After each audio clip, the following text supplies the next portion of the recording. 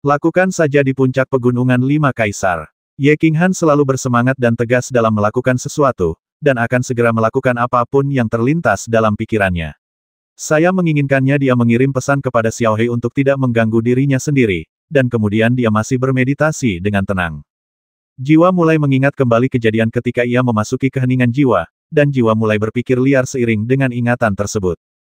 Dia memikirkan malam yang indah di Pulau Jinghu, ketika Yue Qingcheng terbang keluar dari Beiyuan seperti peri bunga. Dia memikirkan pasir kuning di seluruh langit di Gunung Luoshan, dan keterikatan antara paviliun Hanxin dan Yue Qingcheng. Namun, dia masih belum terampil dalam menggunakan dua jiwa, dan kadang-kadang mereka akan saling mempengaruhi dan menjadi sedikit bingung. Namun dia tidak putus asa. Setelah setiap kebingungan, dia akan berhenti berlatih, berkonsentrasi selama beberapa waktu, dan kemudian melanjutkan latihan. Setelah beberapa putaran latihan, dia menjadi semakin berpengalaman dan mulai menggunakan dua jiwa dengan akrab. Dia sepenuhnya asyik dalam pengembangan jiwanya.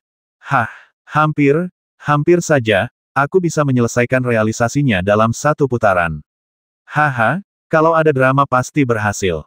Beberapa jam kemudian, Ye Qinghan membuka matanya dan tertawa, terlihat sangat bersemangat. Tanpa menghela nafas terlalu lama, dia memejamkan mata dan mulai berlatih.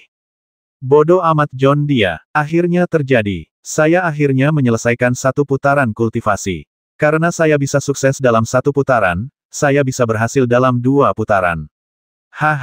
Jiwa diam, level ketiga tidak terlalu jauh. 3 jam kemudian, Ye Qinghan membuka matanya lagi, mengepalkan tangannya dengan kuat, dan melambaikannya ke udara. Mata dan alisnya dipenuhi dengan ekstasi. Hanya dalam 3 jam, dia berhasil mengingat 10.000 kali dan memasuki keheningan jiwanya. Adegan, dia benar, hal ini benar-benar bisa dilakukan, dan itu sangat mudah.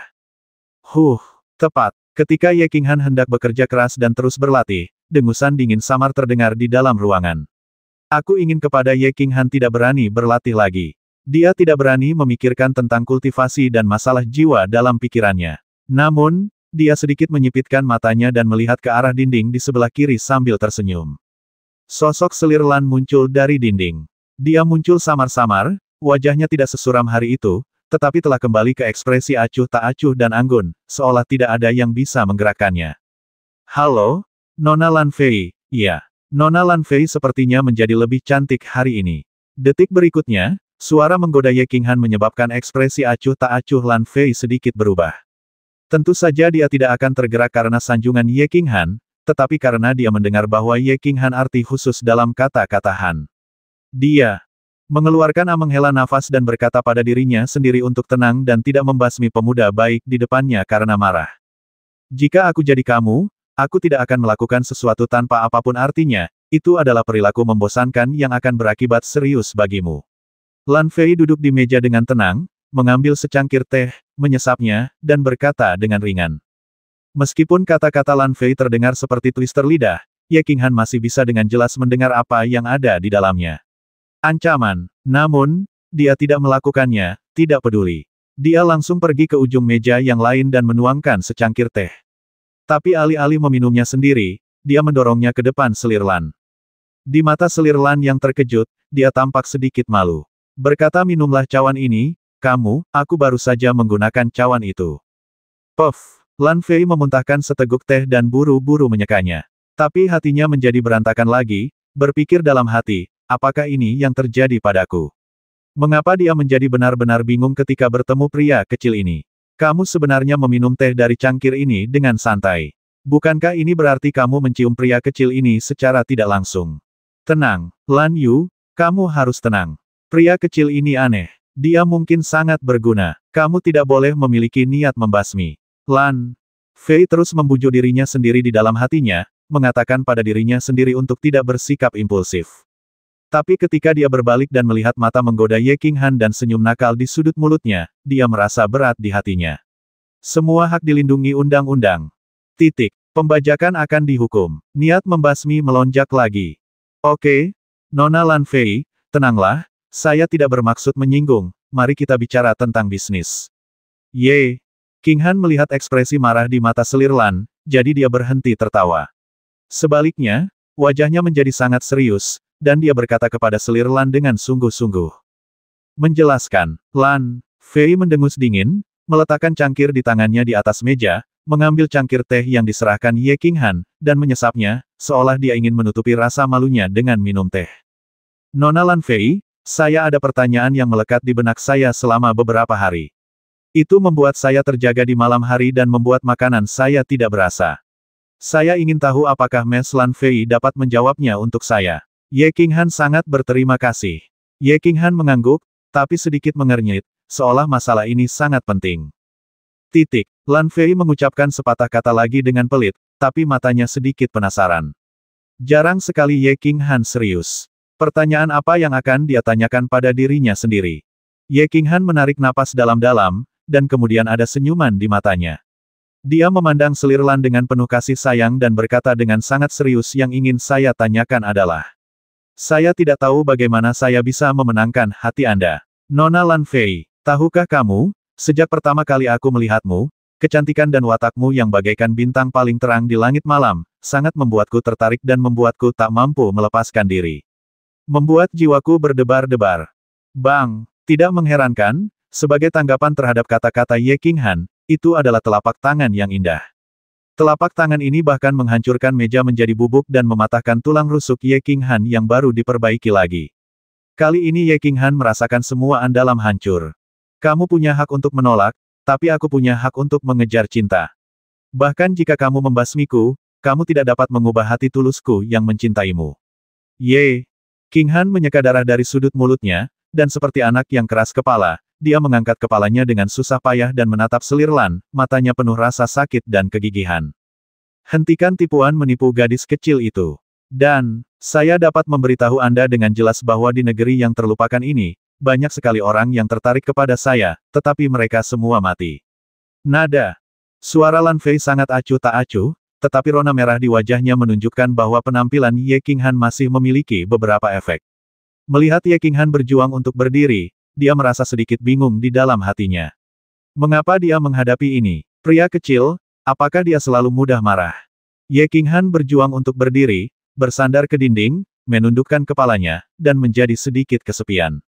Dia menghela nafas panjang, mengangkat kepalanya sedikit, dan berkata dengan 45 derajat menatap selir Lan dari sudut khusus, dia berkata dengan lemah dibasmi oleh Nona Lan, selir juga merupakan sebuah berkah. Jika aku tidak bisa memenangkan hati Nona Lan Fei, Ye Qinghan lebih baik mati.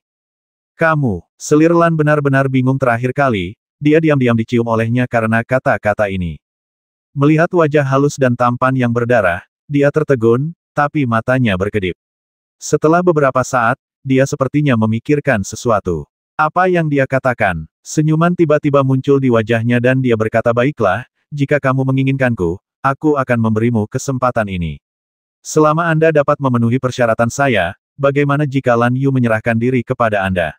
Ye Qinghan terkejut, tetapi setelah beberapa saat dia bertanya dengan heran apa kondisinya.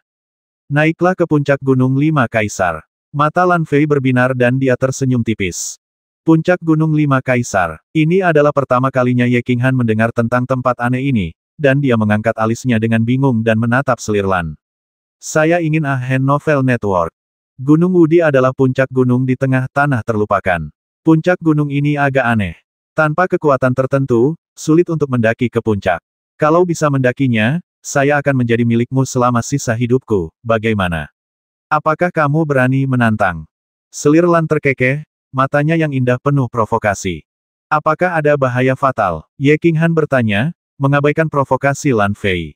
Selir Lan berkata dengan sederhana, tidak ada bahaya di Gunung Lima Kaisar itu sendiri. Tentu saja, sering kali ada prajurit dan monster tingkat tinggi yang berlatih di sana. Secara umum, mereka tidak akan mengambil inisiatif untuk menyerang. Jika Anda berselisih dengan seseorang dan terbasmi, itu tidak dihitung. Setuju. Ye Qinghan juga berkata dengan sederhana dan rapi. Meskipun dia tahu pasti ada sesuatu yang aneh dengan gunung ini, dia tahu bahwa jika dia tidak menyetujui permintaan Lan Fei, dia tidak akan pernah bisa menaklukkan Lan Fei. Jika dia tidak menaklukkan Lan Fei, dia tidak akan pernah menaklukkannya. Aku tidak bisa merasa nyaman selama sisa hidupku, jadi aku hanya bisa mengertakkan gigi dan mengatakan ya. Sepatah kata dari raja, seekor kuda tidak bisa dikejar. Keduanya saling memandang, menyipitkan mata, dan terkekeh. Keduanya punya agenda masing-masing, dan mereka tertawa seperti dua rubah licik. Lan Fei tersenyum sejenak, dan kemudian berkata dengan santai, ada susunan teleportasi kecil di aula tengah di lantai 2, yang dapat diteleportasi ke Gunung Lima Kaisar kapan saja. Yang dapat saya katakan kepada Anda adalah Anda bisa pergi ke ruang latihan No. 1 untuk berlatih kapan saja. Setiap saat Anda bisa pergi ke Wushan untuk mendapatkan buah suci. Gunung Lima Kaisar seperti tumpukan 5 gunung. Jika Anda bisa mendaki gunung kedua dari 5 kaisar gunung, aku akan mengirimmu ke lantai 3. Naiki gunung ketiga dan kamu bisa naik ke lantai 4.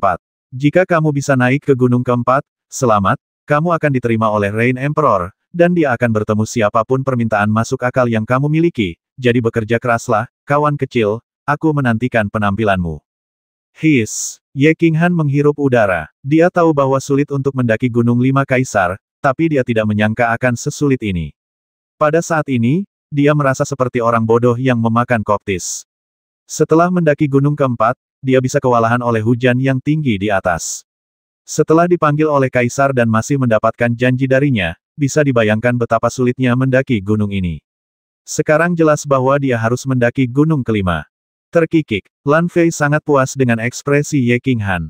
Dia tampak sangat senang melihat Ye Qinghan kempes. Dia tersenyum manis dan berkata, kemasi barang-barangmu dan aku akan memberikannya kepadamu. Kami mengatur sebuah kamar, kamu tidak bisa tinggal di sini. Kenapa? Menurutku tempat ini bagus, dan kamarnya memiliki wangi yang ringan, aku sangat menyukainya. Ye Qinghan tertegun dan bertanya. Mendengar kata-kata Ye Qinghan yang tidak disengaja, rona samar muncul di wajah selir Lan. Kamar ini selalu menjadi kamar kerjanya. Karena dia gugup dengan situasi Ye Qinghan hari itu, dia buru-buru membawanya ke sini. Dia tahu bahwa sama sekali tidak ada parfum di ruangan itu, dan aroma itu secara alami berasal dari tubuhnya. Memikirkan hal ini, dia sepertinya merasa Ye Qinghan telah memanfaatkannya lagi. Dia menatap Ye Qinghan dengan marah dan berteriak, tidak ada alasan, jika kamu tidak bisa hidup, kamu tidak bisa hidup. Apakah kamu akan pergi? Jika kamu tidak pergi, aku akan mengusirmu. Haha, melihat selir Lan menunjukkan sikap putri kecilnya untuk pertama kalinya, Ye Qinghan merasa sangat bahagia dan bercanda apa yang buruk. Pergi saja, aku benar-benar tidak pergi, aku tidak mengerti. Lagi pula aku sudah berada di sini selama berhari-hari, aku di tempat tidur, apa bedanya? Wajah Lan Fei langsung berubah ketika dia mendengar ini, dan udara biru muda mengalir dari tangannya, menunjukkan bahwa serangan lain akan terjadi. Ya, Nona Lan Fei, tenanglah. Jika Anda menamparnya lagi, saya khawatir saya tidak akan bisa pergi bahkan jika saya mau. Ye Qinghan dengan cepat mengangkat tangannya untuk memohon belas kasihan. Lukanya baru saja sembuh sedikit. Jika kamu menamparnya lagi, itu akan sangat mengerikan. Aku akan terbaring di tempat tidur selama 10,5 hari. Dia memutar tubuhnya dengan susah payah dan meletakkan armornya di samping tempat tidur ke dalam ring luar angkasa. Kemudian dia berbalik, berpura-pura tidak peduli, menatap selir Lan dan berkata, Nona selir Lan, apakah saya punya sesuatu di tempatmu? Tentu saja selir Lan tahu apa yang ditanyakan Ye Qinghan. Apa bukan? Ketika dia membalikkan tangannya, sebuah pisau hitam panjang muncul di tangannya. Dia melemparkannya langsung ke Ye Qinghan dan berkata dengan nada menghina, aku ingin menyimpan pisau ini untukmu. Jika kamu ingin mengambilnya, ambillah. Aku tidak akan. Jarang. Tapi saya tetap menasihati Anda, pisau ini sangat berharga, jangan tunjukkan kepada orang lain dengan mudah. Terima kasih, Nona, karena mengingatkan saya. Ye Qinghan tidak berani mengambil pisau, tapi memasukkannya ke dalam ring luar angkasa dengan lambaian tangannya, merasa lega di hatinya. Untungnya, selir Lan tidak menginginkan pedang ilahi. Jika dia bersikeras untuk tidak mengambilnya, tidak ada yang bisa dia lakukan. Namun, saya menjadi semakin penasaran dengan selir Lan yang misterius ini. Jelas sekali dia melihat kekuatan luar biasa dari pedang pembasmi dewa, semuanya ada di sana, tapi kenapa dia tidak memiliki keserakahan sama sekali? Setelah berkemas, Ye Qinghan bergerak dengan susah payah dan mengikuti selir Lan menuju dinding. Kali ini, alih-alih dipantulkan kembali oleh cahaya putih di dinding seperti sebelumnya, cahaya itu langsung menembus dan muncul di aula kecil. Di aula kecil, Wu San sedang menunggu dengan hormat. Dia tiba-tiba melihat Ye Qinghan di belakang selir Lan, matanya bersinar karena terkejut, tetapi dia tidak terkejut lama. Dia menundukkan kepalanya dengan hormat dan pergi ke selir Lan. Hadiah. Tetapkan 9527 ke kamar 1. Semua tempat di lantai 2 terbuka untuknya kapan saja. Perawatan kelas 1, bawa dia keluar. Lan Fei duduk di kursi berlengannya dan mengucapkan beberapa patah kata dengan ringan, lalu dia menunduk dan terdiam. Ah! Mata Wusan tiba-tiba terbuka lebar dan dia menatap Ye Qinghan dengan tak percaya. Boleh saja ditempatkan di kamar No. 1. Ada beberapa orang dewasa di lantai 2 yang menikmati perlakuan kelas 1. Namun semua tempat di lantai 2 terbuka untuknya kapan saja, hal ini tidak hanya belum pernah terjadi sebelumnya, tapi juga melanggar aturan Gunung Yudi, 9527 ini menghilang selama lebih dari setahun. Bukan saja dia tidak mati, tetapi dia juga menikmati perlakuan seperti itu ketika dia keluar. Bagaimana mungkin dia tidak terkejut? Itu tuanmu. Wusan memandangi selir Lan yang diam, dan tidak ragu-ragu terlalu lama. Selir Lan sudah melakukan terlalu banyak hal yang melanggar aturan Gunung Yudi, jadi dia tidak mempedulikannya lagi. Dia berjalan untuk mendukung Ye Qinghan dan berjalan keluar, tetapi matanya berkedip, dan dia berpikir, apa hubungan antara 9527 dan selir Lan? Apakah sudah dilakukan? Tampaknya bagus untuk memiliki wajah yang lebih lembut. Ye Qinghan melihat mata Wusan yang terkejut dan tahu bahwa perawatan ini pasti belum pernah terjadi sebelumnya, dan suasana hatinya menjadi sangat bahagia. Dia mengikuti Wusan dan berjalan keluar. Ketika dia sampai di pintu, dia melihat ke belakang dan bertemu dengan mata Lan Fei. Dia tersenyum cerdas, mengibaskan rambutnya dan mengirim pesan wanita, cuci tanganmu dan tunggu. Kamu sangat disukai oleh aku. Setelah menyampaikan pesan itu, dia tidak lagi peduli dengan wajah cantik selir Lan yang langsung berubah pucat, berbalik dan berjalan keluar bersama Wusan. Keduanya memutar koridor panjang dan berjalan ke depan. Sepanjang jalan, saya bertemu banyak prajurit tingkat 2, tetapi mereka semua tampak terkejut. Sorot matanya sangat jelas. Siapa ini? Dia sebenarnya mengizinkan Lord Wushan membantunya berjalan. Setelah memutar beberapa koridor dan akhirnya tiba di ujung koridor, Wusan mengklik mekanisme di sebelah pintu batu dan berjalan masuk bersama Ye Qinghan. Cahaya putih menyala, dan Ye Qinghan melihat sekeliling dengan rasa ingin tahu. Setelah melihatnya, matanya tiba-tiba melebar, dan dia tidak dapat pulih untuk waktu yang lama. Ruangannya besar, 2 kali lebih besar dari aula kecil selir Lan, dekorasi dan perabotan ruangan bahkan lebih mewah dari paviliun Xiaoyao, apalagi terlihat seperti aula dengan 3 ruangan di kedua sisinya. Saya menginginkannya. Tanda seru. Sayangku, apakah ini perawatan kelas 1? Kamar No. 1. Benar-benar luar biasa. Ye Qinghan diam-diam terkejut, tetapi wajahnya langsung kembali tenang. Bagaimanapun, dia telah melihat paviliun Xiaoyao. Setelah melihat kemewahan Dream Palace, ini tidak terlalu aneh.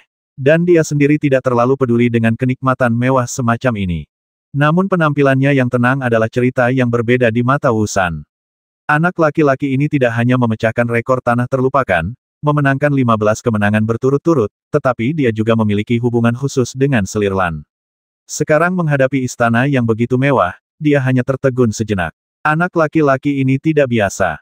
Kamu menyebut apa adik kecil ini? Semakin dia memikirkannya, semakin dia merasa bahwa anak laki-laki ini luar biasa, dan sikap Wusan menjadi lebih ramah. Tentu saja tidak pantas memanggilnya 9527 di saat ini. Saudara Wushan, sama-sama, Ye Qinghan. Merasakan kasih sayang Wushan dan mendengar sapaan penuh kasih sayang, Ye Qinghan berjalan di jalan dengan sadar. Haha, adik kecil Ye, kamu terluka. Tolong jaga dirimu baik-baik dulu. Jika kamu memiliki pertanyaan, kamu bisa datang kepadaku. Aku tinggal di kamar 10. Pemahaman Ye Qinghan membuat Wushan tersenyum lebih cerah dan berkata Ye Qinghan membantunya duduk di kursi taisi, mengucapkan beberapa kata sopan, lalu pergi. Xiao Hei, keluar dan lihat rumah baru kita. Begitu Wusan pergi, Ye Qinghan langsung melambaikan gelombang udara dan mengenai mekanisme pintu, dan pintu batu tebal itu segera menyala dengan cahaya redup. Setelah membuka perisainya, dia memanggil Xiao Hei dan membiarkannya bermain bebas di dalam ruangan, sementara dia mulai melakukan latihan untuk menyembuhkan luka-lukanya. Tamparan Lan Fei barusan sangat lembut, tetapi kekuatannya jauh lebih kuat dari yang terakhir kali. Jika cincin jiwa tidak secara diam-diam menyembuhkan lukanya, akan sulit baginya untuk keluar. Saya ingin jaringan novel tangan memikirkan taruhan kedua dengan Lan Fei, Ye Qinghan berpikir keras. Dia harus menemukan cara untuk mendaki Gunung 5 Kaisar, dan kemudian membuatnya menyerah di bawah selangkangannya, dan mencambuknya 10 kali. Tian Xie, tentu saja, cambuk lilin harus sangat diperlukan. Fakta bahwa Ye Qinghan pindah ke kamar nomor 1 menyebar ke telinga sebagian besar prajurit di lantai 2 tidak lama kemudian. Sementara semua orang terkejut dan terkejut, mereka mulai menanyakan informasi Rinchen Ye Qinghan. Setelah mengetahuinya, inilah orang aneh yang berjuang melawan rintangan untuk meraih 15 kemenangan berturut-turut tanpa mengalami kematian. Semua orang tidak lagi terkejut. Meskipun kekuatan dangkal pria ini hanya pada tingkat Jenderal Dewa, orang lain dapat mencapai ketinggian yang bahkan Kaisar Guntur baru belum capai. Siapa yang berani meremehkannya? 3 hari setelah Ye Qinghan keluar dari kamar nomor 1, dia langsung masuk ke ruang latihan nomor 1, tetapi tidak kembali. Hati setiap orang yang awalnya tenang menjadi bergejolak lagi. Ruang pelatihan nomor 1 sangat ajaib. Ada jejak pelatihan Kaisar Hujan di dalam, dan ada susunan pengumpul roh kecil di dalamnya. Energi Tuhan di dalam beberapa kali lebih kaya daripada di luar di lantai 2. Berlatih dan memperoleh wawasan di dalam jauh lebih cepat daripada di luar. Sebagian besar prajurit di lantai 2 hanya memiliki 1 hari dalam sebulan untuk berlatih di sana, dan itu dalam jangka waktu tertentu. Ini adalah aturan yang ditetapkan oleh Kaisar Hujan sendiri. Hanya jika Anda memenuhi persyaratan tertentu Anda dapat memperoleh 1 atau 2 hari lagi per bulan. Sekarang orang ini keluar masuk sesuka hati, dan sepertinya dia belum siap untuk keluar setelah masuk. Hal pertama yang dipikirkan semua orang adalah selir Lan terlalu berani. Jika masalah ini sampai ke telinga Yudi, meskipun ada seseorang di belakangnya, mereka tidak akan bisa melindunginya, bukan? Hal kedua yang harus dihubungi adalah, apakah orang ini ada hubungannya dengan Lan Fei? Kalau tidak, mengapa selir Lan begitu baik padanya? Gadis cantik masih sangat populer akhir-akhir ini. Ye Qinghan tidak peduli apa yang orang lain pikirkan, dia sangat sibuk sekarang. Dia sibuk berpikir liar, sibuk melatih keheningan jiwa. Jiwa menjadi 2, dan jiwa yang diam tiba-tiba dapat dipupuk dengan mudah. Ye Qinghan sangat terkejut, dan yang dia pikirkan hanyalah segera mengolah tubuh ini dengan sukses. Jika jiwa bermutasi lagi, bukankah dia akan mendapat untung? Alam Dewa, benua berkabut. Platform Ascension tampaknya sangat ramai hari ini. Para prajurit diteleportasi dari pesawat material satu demi satu. Sejumlah besar prajurit baru saja dikirim, tetapi sekarang beberapa prajurit diteleportasi pada saat yang sama. Sebenarnya ada 3 prajurit di alam umum ilahi. 2 pria jangkung dengan rambut perak dan mata perak yang menjaga platform kenaikan mengangkat alis mereka. Pada dasarnya jarang 6 prajurit diteleportasi pada satu waktu. Tapi kali ini sebenarnya ada 3 prajurit alam dewa umum, yang bahkan lebih aneh lagi. Hanya saja keduanya kuat di alam Raja Dewa, dan sekilas bisa dengan mudah dinilai. 5 dari 6 prajurit ini sedang memurnikan kristal ilahi. Keduanya menarik pandangan terkejut mereka, dan bahkan menunjukkan sedikit rasa jijik di wajah mereka. Saya berpikir dalam hati bahwa ini pasti kerabat seorang penguasa dari alam material. Prajurit yang menyempurnakan kristal ilahi untuk mencapai terobosan memiliki status yang sangat rendah di alam dewa. Ini karena para pejuang yang bekerja keras untuk memahami terobosan secara naluriah bereaksi terhadap terobosan pintas seperti itu, dan kekuatannya juga rendah, para prajurit memandang rendah dia. Dunia para dewa ini memang berbeda. Vitalitas langit dan bumi begitu kuat bahkan udara pun berbau nyaman. Ye Qingniu melihat pemandangan indah di sekelilingnya dan merasakan kehancuran kuno di udara, yang membuat seluruh dirinya perasaan tubuhnya tidak menyadari suasana gembira. Dia tertawa dengan nyaman dan tersenyum pada Tuan Pulau tersembunyi dan Kaisar Pedang di sampingnya. Raja Pedang dan Master Pulau tersembunyi tersenyum genit, tapi memandang kedua prajurit besar di sebelah susunan teleportasi dengan sedikit ngeri. Ye Qing tegak dan riang. Tentu saja mereka tidak akan gegabah. Ini bukan tempat mereka. Tapi Ye Qingyu, Yue Qingcheng dan Ye Qingwu, yang berada di sebelah mereka, melihat sekeliling, merasa sedikit bersemangat pada saat yang sama. Tapi dia berpikir dalam hatinya bahwa Ye Qinghan pasti berteleportasi ke sini, tapi ada 6 dari mereka, dan Ye Qinghan sendirian. Memikirkan hal ini, emosi mereka bertiga campur aduk, dan ada sedikit kabut di mata mereka. Diam, pergi ke sana. Jika kamu berteriak lagi, aku akan membasmi kalian semua. Keluar, mendengar. Tawa keras Ye Qingniu, wajah kedua prajurit berambut perak menjadi dingin, dan rasa dingin pada salah satu prajurit langsung menyelimuti seluruh platform kenaikan. Keduanya berteriak dingin pada beberapa orang. Apakah limbah ini benar-benar alam dewa adalah bidang materialnya? Apakah ini tempat di mana mereka bisa berteriak? Mata Ye Qingniu tiba-tiba melotot, dan wajah orang-orang di sekitarnya juga berubah warna. Sudah berapa tahun sejak mereka diajak bicara dengan tidak ramah?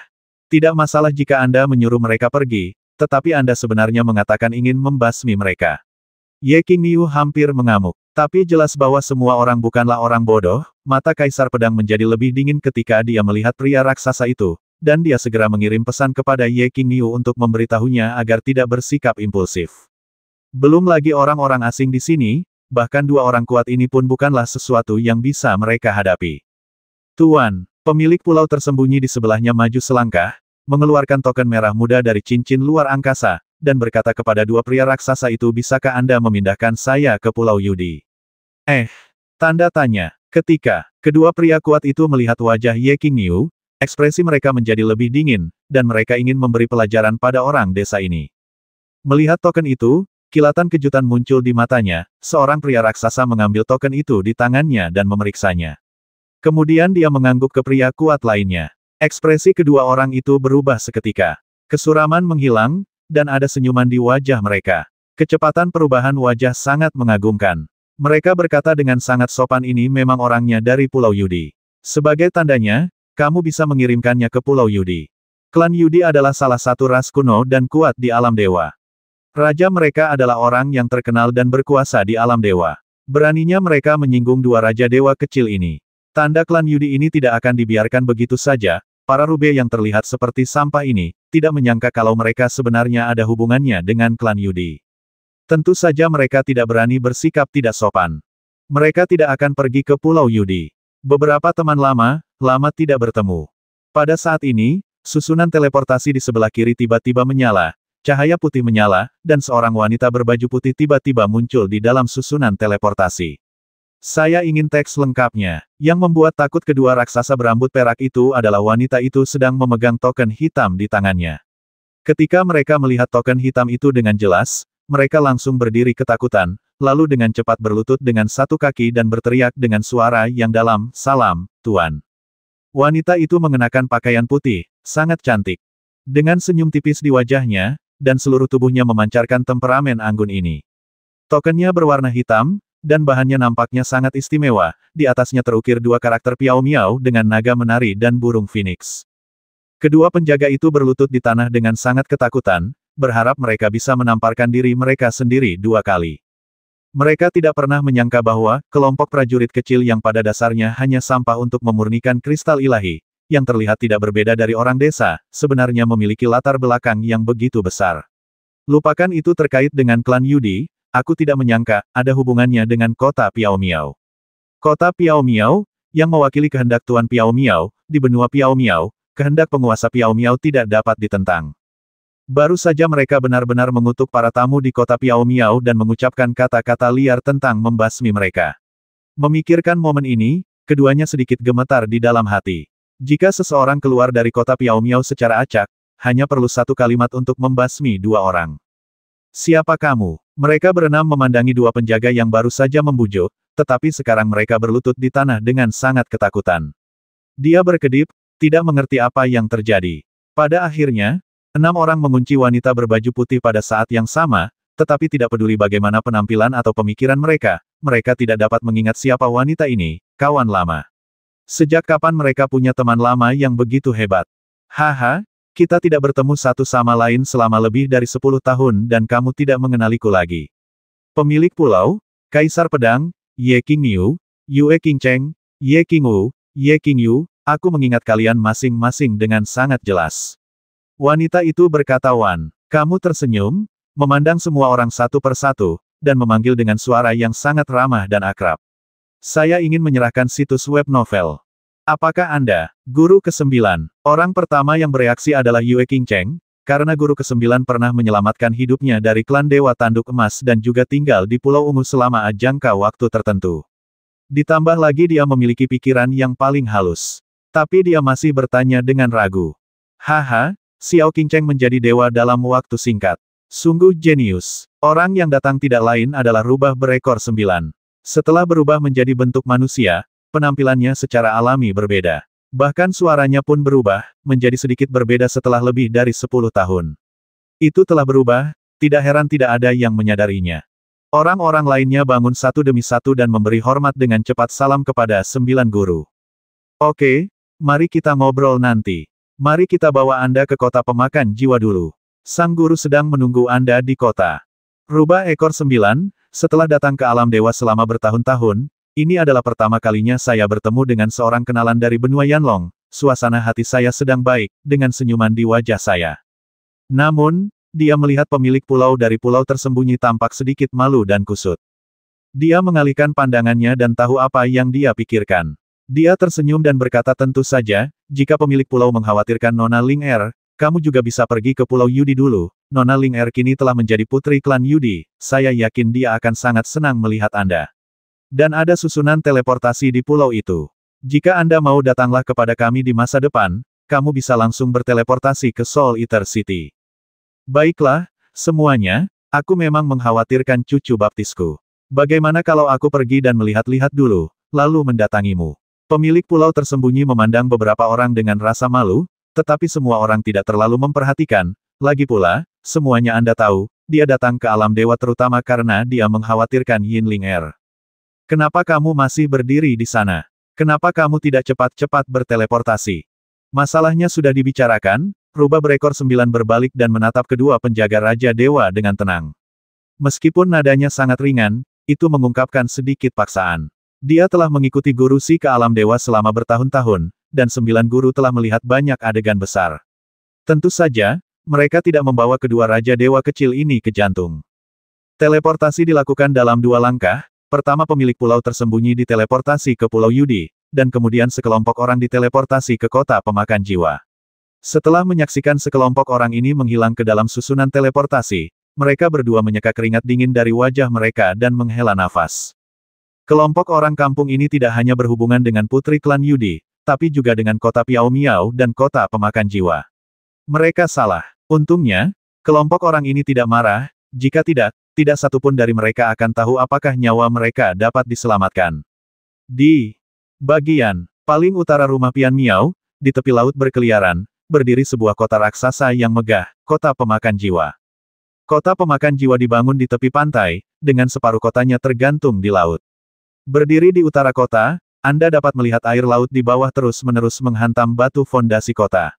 Pemandangannya spektakuler dan megah. Ini bukan loteng yang bisa dengan mudah digantung setengahnya di atas air, ini setengah kota. Seluruh kota mengeluarkan suara yang aneh karena pasang surutnya air pasang di bawah dan deburan ombak. Suara ini sangat aneh. Tidak ada suara mengejek dari deburan ombak. Sebaliknya, terdengar seperti sangat suara sutra dan bambu yang menyenangkan, memiliki efek menenangkan pikiran dan menenangkan energi. Di saat yang sama, gelombang kabut tipis akan muncul di seluruh kota, membuat kota pemakan jiwa terasa seperti istana peri, dengan udara yang sangat halus. Tata letak kota pemakan jiwa yang aneh merupakan keajaiban di seluruh benua berkabut, dan bahkan terkenal di seluruh alam dewa. Ada pula legenda indah yang menyertai kota ini. Dikatakan bahwa meskipun kota pemakan jiwa berada di tepi laut pada saat itu, namun tidak ditangguhkan seperti ini. Kota pemakan jiwa tidak sebesar, begitu indah, dan ajaib seperti sekarang. Baru setelah pemimpin istana pemakan jiwa sebelumnya, Kaisar Jiwa, mengambil alih dan istri tercintanya mengatakan bahwa kota pemakan jiwa tidak cukup indah sehingga Kaisar Jiwa menghabiskan triliunan batu dewa dan ratusan tahun untuk membangunnya, mengubah kota pemakan jiwa menjadi seperti ini. Bagi seorang wanita, sebuah kota dibangun kembali dan triliunan batu dewa dihabiskan. Kegilaan macam apa ini? Seberapa beranikah ini? Seberapa kaya? Terlepas dari benar atau tidaknya rumor ini, Soul Eater City sangat terkenal. Bas, di alun-alun kota pemakan jiwa, susunan teleportasi terbesar menyala saat ini.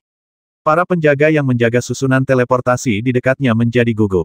Ini adalah susunan teleportasi terbesar, tetapi umumnya hanya 108 kota utama rumah Pian Miao yang dapat berteleportasi melalui susunan teleportasi ini. Apakah ada peluang besar di sini? Cahaya warna-warni berangsur-angsur menghilang, memperlihatkan 6 sosok pria dan wanita di dalamnya. Para penjaga mengerutkan kening karena bingung. Tak satu pun dari orang-orang ini yang tampaknya berlevel tinggi, bukan? Bagaimana mungkin menggunakan susunan teleportasi sebesar itu? Namun ketika mereka melihat dengan jelas wanita berbaju putih yang keluar lebih dulu, ekspresi mereka tidak lagi terlihat bingung, melainkan menjadi sangat hormat. Salam kepada 9 guru agung. Ratusan orang berteriak serempak, dan tak terhitung banyaknya orang luar biasa yang menjadi Raja Dewa yang kuat. Namun mereka semua tahu bahwa meskipun wanita ini berada di level Jenderal Ilahi, dia adalah salah satu orang yang paling dekat dengan kepala istana. Baiklah, Ye Xing Niu, Yue Qingcheng dan yang lainnya saling memandang dengan sedikit keheranan di mata mereka. Mereka bisa dengan mudah merasakan kekuatan yang tak tertandingi dari ratusan orang ini, tapi mereka semua sangat menghormati 9 guru. Dikombinasikan dengan pemandangan di platform kenaikan, kelima orang itu terkejut ini. Tuan Si begitu hebat di alam dewa. Haha, Tuan, Anda memang sangat kuat. Anda akan mengetahuinya nanti, ayo pergi. Tuan 9 menoleh untuk melihat ekspresi beberapa orang, menebak apa yang mereka pikirkan, dan berkata sebuah pesan berikan kepada mereka dan berjalan maju. Saya menginginkannya, teks lengkapnya. Ups, pada saat ini, ada semburan suara dari depan, yang langsung menarik perhatian semua orang. Ini bukan karena mereka bereaksi begitu cepat, tetapi karena penampilan orang tersebut terlalu tinggi profil, dan semua orang tidak bisa tidak memperhatikan. Seekor Pegasus terbang dengan cepat dari kejauhan, kuda itu adalah kuda dewa, dengan sayap di punggungnya dan cahaya dewa yang lembut di sekujur tubuhnya. Segera ada seseorang, mengenakan baju besi putih dan memegang senjata perak, dia sangat tampan sehingga saya hanya bisa menggambarkannya sebagai berantakan. Wow, ini Tuan Yi Wang. Dia sangat tampan. Tidak, aku akan pingsan sebentar. Yi Wang, aku mencintaimu, sama seperti tikus menyukai nasi. Dengan penampilan Yi Wang, orang-orang sangat gembira, suara trompet tajam di kotak, dan pengakuan berani dari orang-orang idiot yang tak terhitung jumlahnya. Namun, Raja Yi bahkan tidak melihatnya. Dia menatap lurus ke arah 9 tuan dengan cahaya menyala di matanya. Api di matanya cukup untuk menguapkan air di laut berkelana. Kaisar Pedang dan Ye Qingniu saling berpandangan dan tertawa. Mereka menyadari bahwa mereka pernah melihat orang ini sebelumnya, dan pernah ke benua Yanlong saat itu. Dia sepertinya dipanggil Tuan Si, kakak atau semacamnya.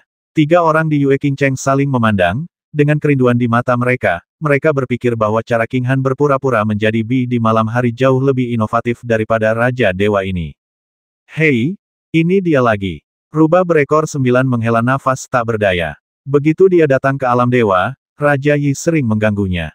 Namun dia tahu betul bahwa Raja Yi memiliki reputasi yang baik, jadi tentu saja dia tidak akan tertipu. Untungnya, Tuan Si ada di sana untuk membantu menahannya, tetapi setiap kali dia melihat pacaran Raja Yi yang genit, rubah ekor 9 masih merasakan sakit kepala yang hebat. Ta Xiao Jiu Jiu, Raja Yi akhirnya mencapai puncak alam Raja Dewa. Beberapa tahun pengasingan ini terasa seperti bertahun-tahun bagiku. Kamu tidak tahu betapa sedihnya hidup tanpamu. Yi Raja melambaikan tangannya di udara, melayang dan menginjak kudanya, terbang ke arah semua orang dengan gagah. Saat dia berada di udara, dia secara ajaib mengeluarkan buket mawar, dan matanya seperti bintang memandang mereka, dengan ekspresi. Tuan Jiu berkata, saya ingin teks lengkapnya. Selamat, Tuan Yi Wang. Baiklah, ada beberapa tamu yang datang dari kampung halaman saya. Yang mulia sedang menunggu untuk dipanggil. Tuan Yi Wang, saya pergi dulu. Rubah berekor 9 tersenyum pahit, membungkuk kepada Raja Yi, lalu berjalan cepat ke samping. Dia tidak mampu menyinggung Raja Yi, jadi dia hanya bisa bersembunyi. Apakah kamu dari kampung halamanmu? Bukankah kampung halamanmu adalah kampung halaman kakak perempuanku yang tertua? Wow, haha, saya salah satu dari kalian, haha, halo semuanya, ayo lewat sini, saya akan memandu Anda. Ketika Raja Yi melihat Tuan 9 berlari ke arah depan, dia ingin mengejarnya. Namun setelah mendengar perkataan Tuan 9, dia menyadari bahwa ada 5 orang yang berdiri di sampingnya. Penampilan King Cheng yang seperti peri. Temperamennya menunjukkan senyum penuh perhatian di wajahnya. Tuan Yi Wang, jangan salahkan saya karena tidak mengingatkan Anda. Jangan gunakan imajinasi Anda. Ketiganya adalah istri bos Tuan Xiao Hei. Jika Anda mau dibiarkan mengembara oleh tuannya, terkurung di laut selama ribuan tahun, kamu bisa pergi dan menggodaku. Rubah berekor 9 juga menyadari bahwa dia sepertinya telah melarikan diri tanpa sadar, yang sangat tidak sopan. Dia menghentikan langkahnya, tetapi melihat Raja Yi menatap mereka bertiga dengan saksama, dan dengan cepat mengirim pesan untuk mengingatkannya.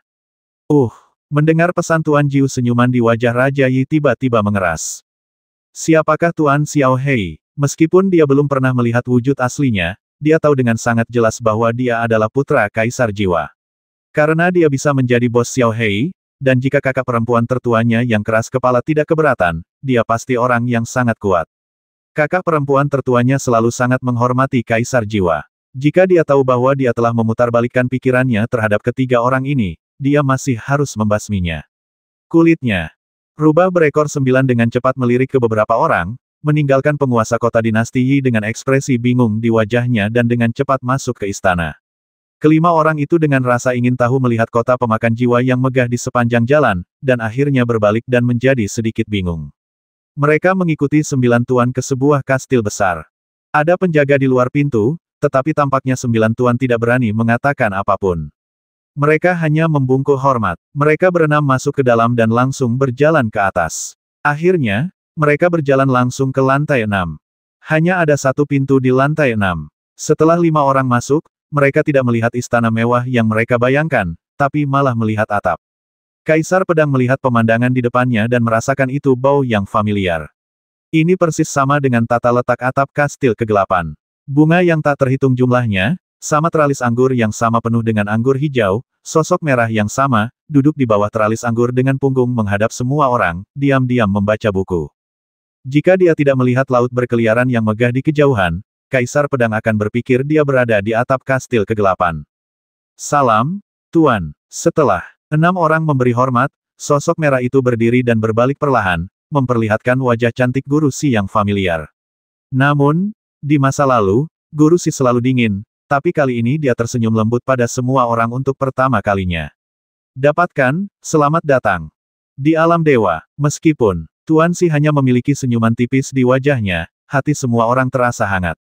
Yue Qingcheng, Ye Qingwu, Ye Qingyu dan mereka bertiga merasa seperti mereka telah menemukan tetua dalam keluarga, dan ketiganya meledak menangis muncul, dan kemudian mereka semua berlutut di hadapan Guru Si tanpa mengucapkan sepatah kata pun, dan bersujud kepada Guru Si selama 9 kali berturut-turut. Kemudian dia mengangkat kepalanya, matanya berbinar dengan air mata kristal, dan menatap Guru Si dengan tenang. Tuan! Tuan! Ye Qingyu dan Kaisar Pedang juga memandang Guru Si dengan gugup. Wajah mereka sangat serius, dan mereka memandang Guru Si dengan penuh semangat. Bangun, Tuan, Si berkata dengan ringan. Dengan lambaian tangannya, aliran udara putih susu naik ke kaki ketiga wanita itu, dan dia dengan paksa mengangkat ketiga wanita itu. Dia tahu betul apa yang diminta oleh ketiga wanita itu, dan apa yang ditunggu-tunggu oleh Ye Qingyu dan Dao Huang, terdiam sejenak dan berkata aku tahu di mana Ye Qinghan berada, tapi, kamu tidak dapat melihatnya sekarang. Mata. Kelima orang itu tiba-tiba berbinar. Mereka tahu di mana Ye Qinghan berada. Bukankah itu berarti Ye Qinghan baik-baik saja sekarang? Selama semuanya baik-baik saja, ketiga wanita itu menghela nafas lega. Tapi memikirkan hal yang tidak bisa dijelaskan jantung berdebar-debar di paviliun Hansin, dan ketika mereka mendengar bahwa mereka tidak dapat melihatnya sekarang, mereka bertiga merasa cemas lagi. Yue Qingcheng membungkuk dengan suara rendah dan bertanya Tuan, bisakah Anda memberitahu kami di mana Qinghan sekarang?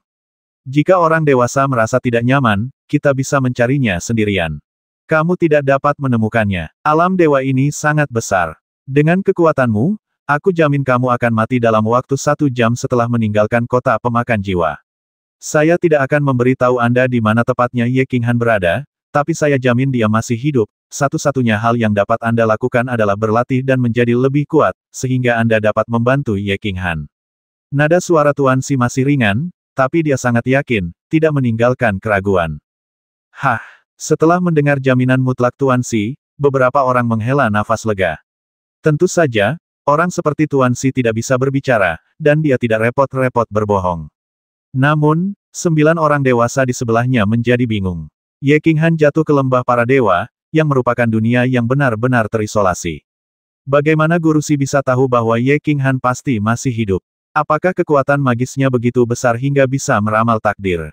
Pak, berapa lama lagi kami harus menunggu? Yue Qingcheng terdiam beberapa saat, lalu bertanya lagi dengan keras kepala. Berapa lama? Tuan Si menyipitkan matanya sedikit dan melihat ke laut luas di kejauhan, lalu menatap Yue Qingcheng dan berkata ketika kamu mempraktikkan hukum musik ilahi ke tingkat kaisar ilahi, Ye Qinghan pasti akan kembali. Dengan enggan memilih, alam kaisar dewa. Kelima orang itu membuka mulut mereka pada saat yang sama, membenarkan bahwa Tuan Si tidak bercanda, dan wajah mereka menjadi pahit. Saya ingin. Alam kaisar ilahi. Yue Qingcheng hanya berada di level dewa pertama, sulit untuk mengatakan apakah dia bisa berkultivasi ke level dewa jenderal atau dewa raja. Akan lebih baik bagi Guru Si untuk berbicara dengan alam kaisar dewa, lalu mundur 10.000 langkah dan berkata. Bahkan jika Yue Qingcheng dapat berkultivasi ke alam kaisar dewa, berapa tahun yang dibutuhkan?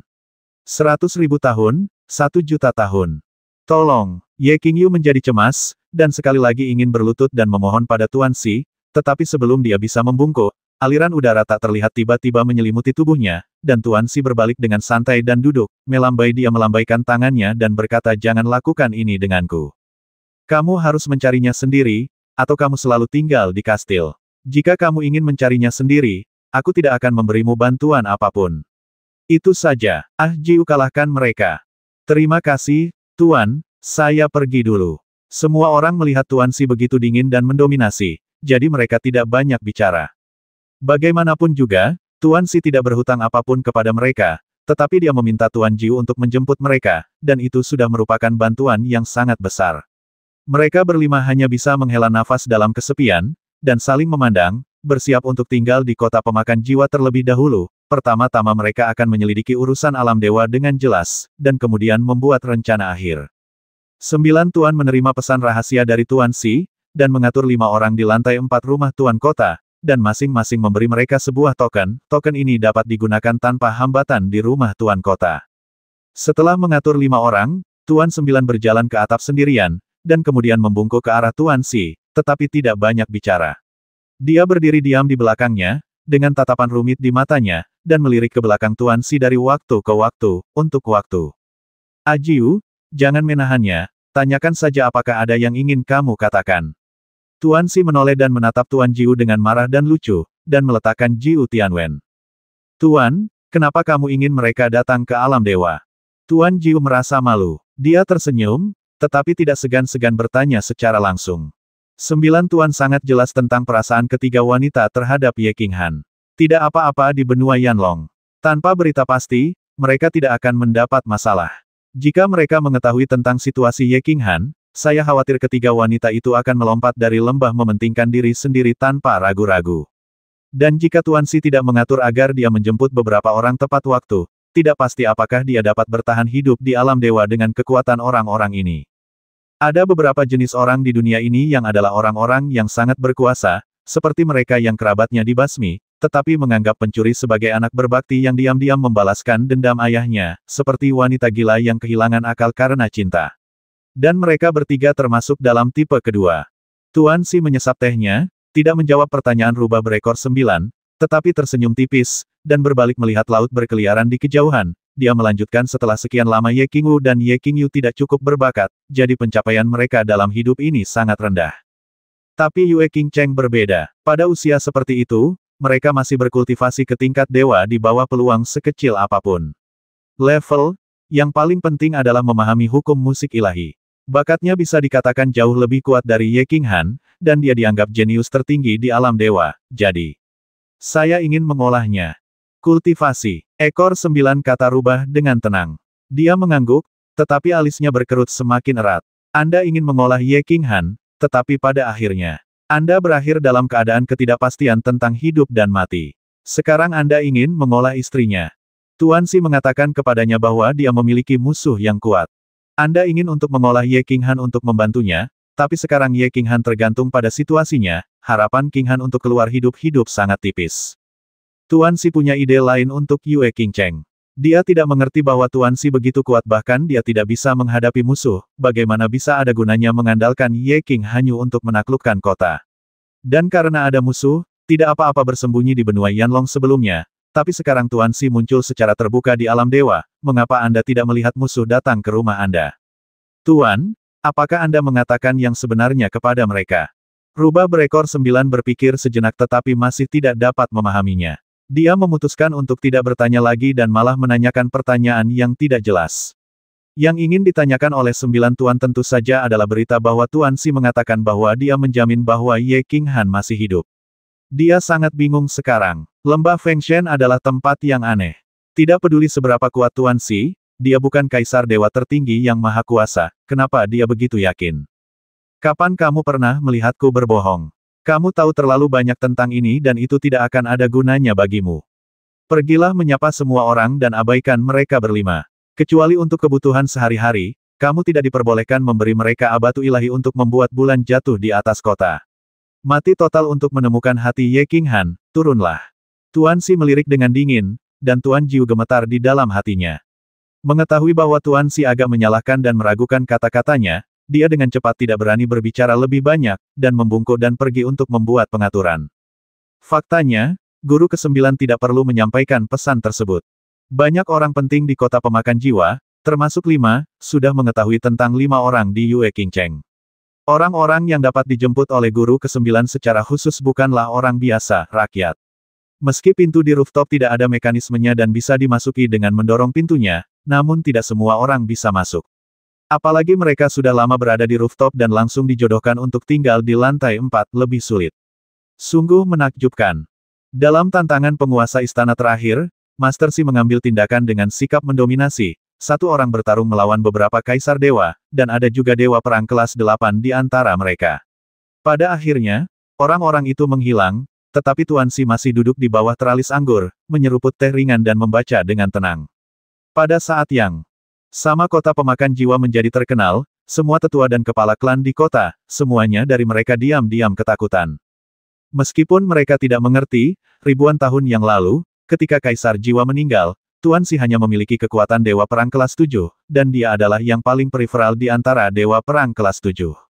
Mengapa hanya dalam beberapa ribu tahun, setelah mengunjungi kampung halaman saya kembali dengan begitu kuat? Tapi ini, tidak menghalangi rasa hormat dan ketakutan mereka terhadap Guru Xi. Sekarang seseorang telah datang ke kampung halaman Guru Xi, dan dia adalah seseorang yang sangat dia hargai. Orang-orang besar di kota sudah mulai memperhatikannya, meskipun 5 yang mereka dapatkan adalah limbah untuk pemurnian kristal ilahi. Tapi, sebelum mereka bisa mengambil tindakan, 9 guru membawa wasiat Guru Xi, yang agak tidak bisa dijelaskan. 5 orang Ye Qingniu tinggal di lantai 4 rumah tuan kota, menikmati perlakuan super yang tidak pernah mereka impikan. Mereka disambut oleh wajah tersenyum penuh hormat yang tak terhitung jumlahnya ketika mereka masuk dan keluar rumah tuan kota. Bahkan dewa tingkat tinggi kaisar memperlakukan mereka dengan rasa hormat yang tiada taraf, penuh hormat dan sopan. Namun setelah tinggal di sana selama sebulan, hati kelima orang itu menjadi semakin tidak berdaya dan dingin. Di kota, setiap prajurit sangat menghormati mereka, dan mereka juga menanyakan banyak hal tentang alam dewa.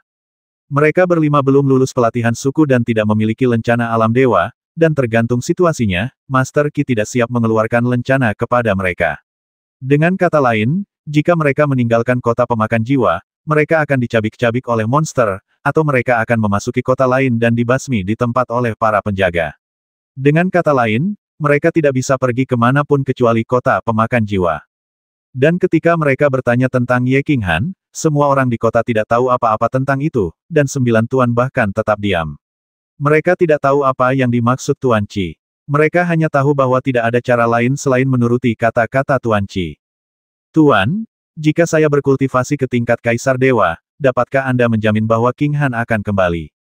Akhirnya, Yue Qingcheng mengertakkan gigi dan berjalan ke atap, bersorak kepada Guru Xi.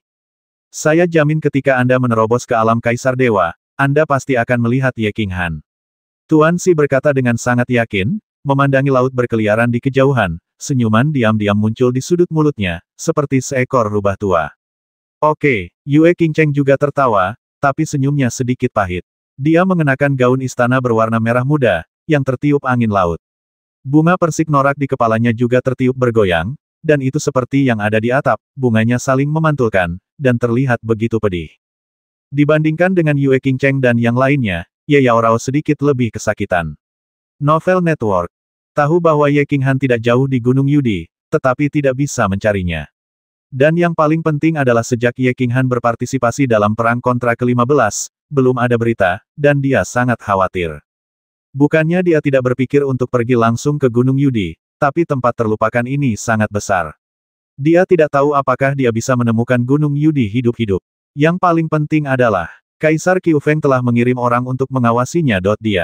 Dia tidak takut mati, tapi dia tidak bisa mati tanpa mengetahui apakah Ye Qinghan akan hidup atau mati. Jadi dia telah berjuang untuk menghidupi dirinya sendiri, menantikan keajaiban. Namun, dia merasa tubuhnya semakin lemah, dan dia tidak yakin berapa lama dia bisa bertahan.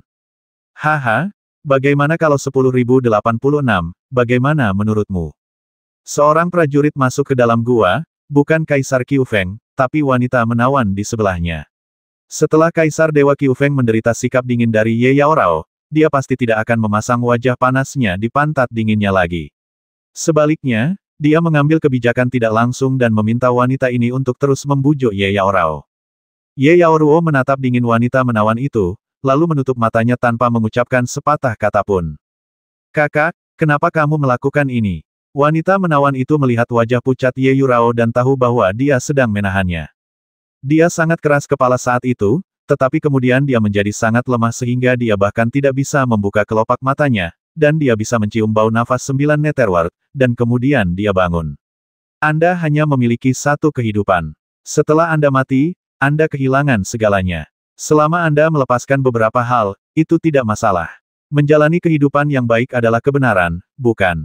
Di alam dewa, yang lemah memakan yang kuat selama kekuatanmu tinggi, apa yang ingin kamu lakukan dan apa yang ingin kamu mainkan?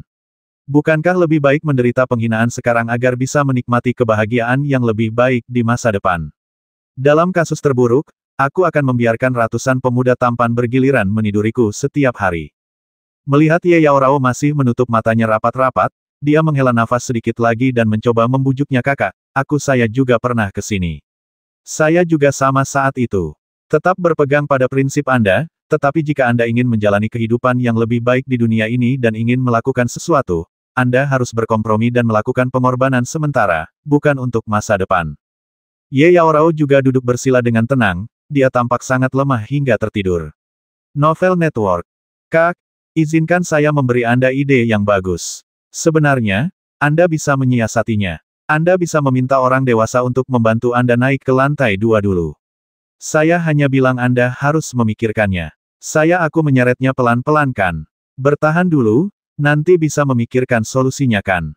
Wanita menawan itu sepertinya tidak menyerah, masih berkuak seperti bebek, dan terus bergumam di telinga Ye Yaorao.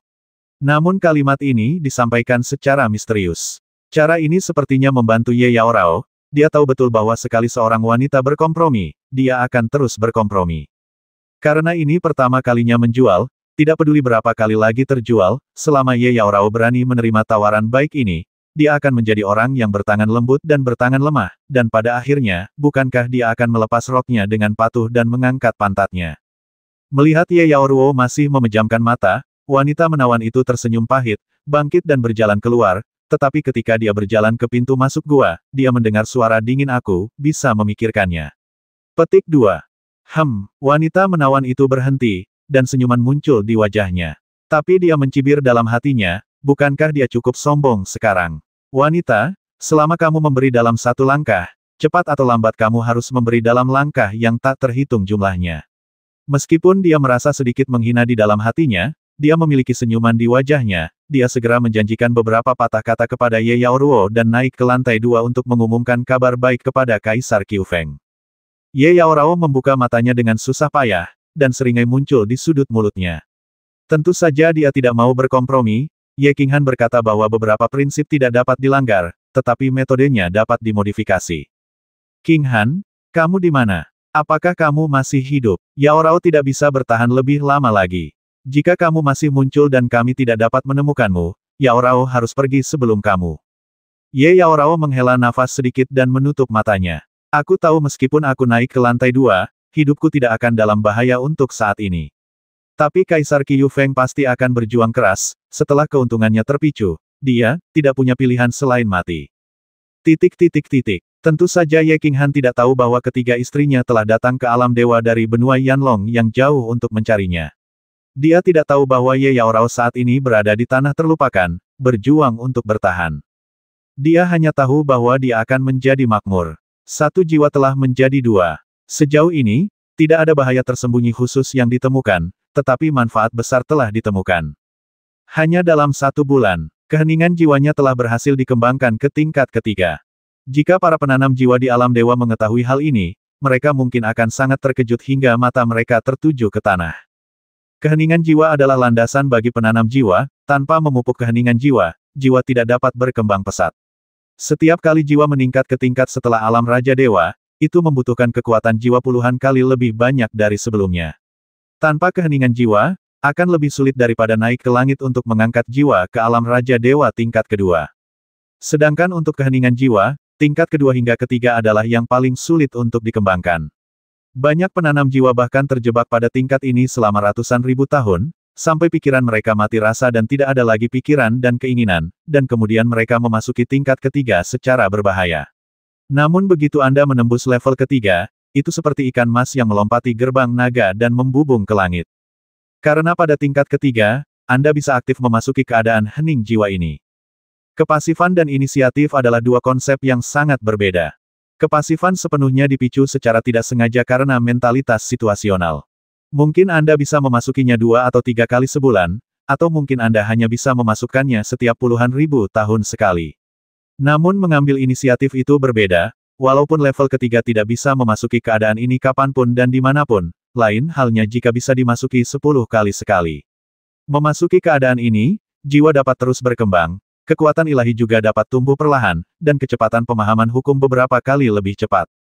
Oleh karena itu, para penanam jiwa pada umumnya tidak membiarkan ranah hukumnya dipupuk terlalu cepat, melainkan memahami hukum seiring pertumbuhan jiwa mereka. Jiwa cukup kuat, kecepatan persepsi dan deduksi beberapa kali lebih cepat, dan jauh lebih mudah untuk meningkatkan bidang hukum. Apalagi para penanam jiwa, karena jiwanya kuat, terbiasa menggunakan jiwanya untuk menyerang musuhnya, serangan jiwa bersifat diam, aneh, dan sulit dilawan. Mereka semua telah merasakan kekuatan serangan jiwa, dan umumnya tidak suka menggunakan hukum untuk menyerang, sehingga mereka tidak terlalu tertarik untuk mempraktikkan hukum. Nenek, ini sangat mengasyikkan. Dengan keadaan diam jiwa ini di tangan, dan jiwa yang berubah ini, alam Raja Dewa bukan lagi mimpi. Ye Qinghan menunjukkan senyum cerah di wajahnya, dan cahaya di matanya juga melonjak, saya merasa sangat baik. Dua jiwa yang diubah dapat meningkatkan kecepatan persepsi mereka 3 kali lipat, dan keadaan diam jiwa mereka dapat meningkat 2 atau 3 kali lipat. Dan ada juga bagan pelatihan Rain Emperor. Kecepatan memahami hukum ini 10 kali lebih cepat dari yang lain, bahkan jika bakat Ye Qinghan tumpul, dalam kondisi yang baik seperti itu, kecepatan memahami hukum akan meroket. Latihan, latihan. Saya ingin dipromosikan ke alam Raja Dewa sesegera mungkin. Ye Qinghan tidak ragu-ragu lama, cahaya terang muncul di matanya, dia mengunci dinding putih di seberangnya, dan mulai mengerti bagan pelatihan Yudi. Dia seperti anak kecil, takut jiwa yang berubah di kepalanya akan hilang, jadi dia ingin memahami lebih banyak hukum secepat mungkin dan meningkatkan kekuatannya terlebih dahulu. Bos sangat rajin, sangat membosankan, biarkan aku berlatih juga. Xiao Hei berbaring dan perlahan menutup matanya. Aku tidak tahu apakah itu karena pengaruh Ye Qinghan, atau di ruang pelatihan aneh nomor 1 ini, dia secara tak terduga mencapai hasil yang belum pernah terjadi sebelumnya. Dia mulai berlatih dengan jujur. Ye Qinghan tidak keluar dari ruang latihan nomor 1 selama 3 bulan. Selir Lan mengangkat alisnya karena terkejut ketika dia mendengar laporan Wu Shan. Dia tidak menyangka bahwa tindakan bawah sadar ini akan lebih mengejutkan di mata Wu Shan. Lan Fei telah berada di posisi manajer tingkat kedua selama bertahun-tahun, dan dia belum pernah melihat perubahan pada ekspresi Lan Fei sebelumnya. Selalu ringan, bahkan saat Anda tersenyum, ada sesuatu yang sedikit menjijikkan. Di luar dugaan, karena kejadian Ye Qinghan, ia kerap kehilangan ketenangan. Tindakan menaikkan alis ini merupakan pertama kalinya ia mengenal Selir Lan setelah puluhan ribu tahun. Ya, banyak anggota di lantai 2 telah menyatakan keraguan tentang hal ini. Meskipun Lord Long Ni dan yang lainnya tidak mengatakan apa-apa, mereka juga mengungkapkan kebingungan. Meskipun Wu Shan terkejut di dalam hatinya, dia tidak menunjukkannya di permukaan, tapi lebih bertekad. Hubungan antara Ye Qinghan dan Selir Lan jelas tidak biasa. Pada saat yang sama, dia mengungkapkan beberapa kekhawatirannya dengan bijaksana. Kapten tim di lantai 2 bisa mengabaikannya, tapi Long Ni dan yang lainnya adalah orang-orang yang bisa berkomunikasi dengan orang-orang di atas. Itu menyenangkan. Ragu, bingung, ini keraguan dan ketidakpuasan. Lan Fei tersenyum dingin, melambaikan tangannya dan menyuruh Wu Shan turun, bahkan tanpa memberikan penjelasan, yang sangat sombong. Sikapnya sangat jelas. Para prajurit di lantai 2 bisa membuat masalah jika mereka mau, dan Long Ni serta yang lainnya bisa menyebarkan berita jika mereka mau. Dia tidak repot-repot menjelaskan omong kosong apapun, yang jelas menunjukkan rasa jijik dan tipu muslihatnya, menuju Ye Qinghan. Wu Shan mundur diam-diam, tetapi pertanyaan di hatinya menjadi lebih besar siapa di belakang Selir Lan. Mungkinkah itu Kaisar Hujan? Setelah memikirkannya, Wu Shan gemetar di dalam hatinya. Ini benar-benar mungkin, jika tidak maka akan sulit untuk menjelaskan perilaku merajalela Selir Lan. Hanya saja, ku dengar Yudi itu perempuan. Saat itu, aku jatuh ke lembah para dewa sendirian, tanpa teman atau bawahan, jadi, mereka berdua adalah Lili. Tentu saja, selir Lan tidak tahu bahwa Wu Shan sedang memikirkan hal-hal kotor saat ini. Kedua alisnya yang indah sedikit terangkat, tetapi cahaya terkejut bersinar di matanya yang indah. Dia berpikir bahwa karena Ye Qinghan sangat ingin menjatuhkannya, jika lukanya sembuh, dia akan pergi ke Gunung Lima Kaisar untuk melihatnya, atau dia akan mengganggunya sebentar. Tak disangka, lukanya sembuh dan ia langsung mengasingkan diri, tak mempedulikan penampilan dari samping dan bersenang-senang sendirian. Pria kecil ini memang istimewa. Lan Fei berpikir dalam hati, memikirkan sosok keras kepala itu, nada mendominasi, dan ciuman basah yang berkepanjangan, sudut mulut Lan Fei melengkung secara tidak sengaja. Aku sudah bosan ratusan ribu kali, tapi sepertinya menyenangkan punya pria kecil seperti ini, bukan? Kekuatan ruang, fluktuasi ruang, keheningan ruang, penguncian ruang, getaran ruang. Di atas dua lautan jiwa dalam pikiran Ye Qinghan, dua bayangan Xiao Ye Qinghan berdiri, dan setiap malam Qinghan selalu ada di sana, berhenti bergiliran menampilkan berbagai misteri luar angkasa.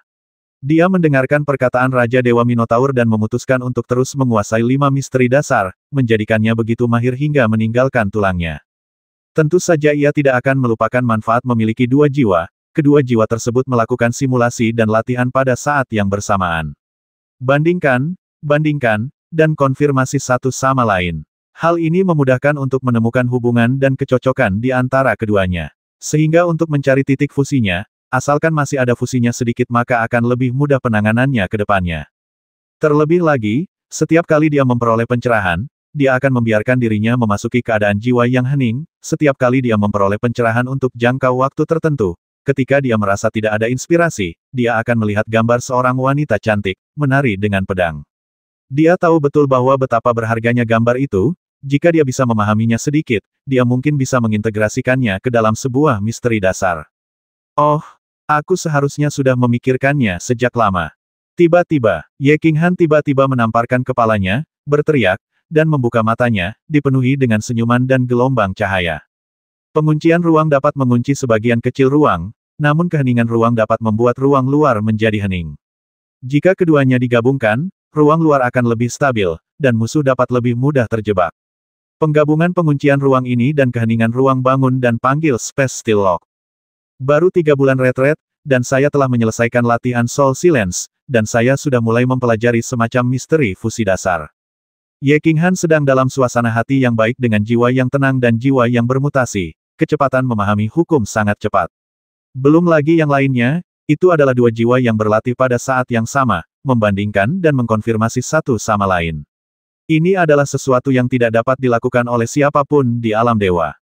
Bagaimana kecepatan pencerahan tidak cepat? Setelah melakukan peregangan, dia berdiri dan sedikit terkejut melihat Xiao Hei di sebelahnya tidak mendengkur. Setelah merasakan jiwanya, dia menemukan bahwa Xiao Hei sebenarnya sedang berlatih, dan dia berlatih pada tingkat yang sangat dalam, penginderaan jiwanya sendiri tidak membuatnya khawatir. Dengan sedikit senyuman, dia langsung memasukkannya ke dalam ruang binatang dan memintanya untuk terus berlatih, tapi dia keluar. Saat berlatih, dia teringat akan sesuatu, dia telah melupakan seseorang.